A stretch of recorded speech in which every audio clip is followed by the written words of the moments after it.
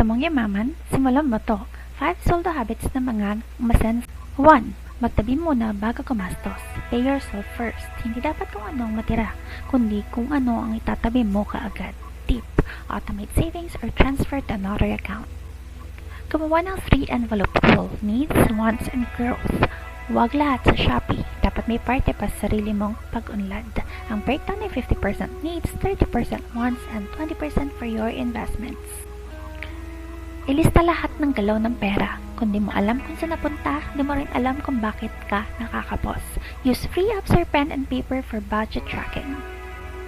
Mag-invest kahit paunti-unti. Di kailangan malaki agad. Ang mahalaga, magsimula ka.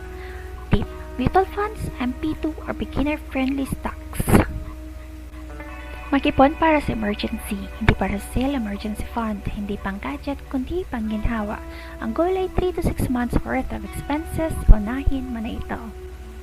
Follow and subscribe dito sa Pera sa Tagumpay for more tips and tricks kung paano ka aasenso. See ya!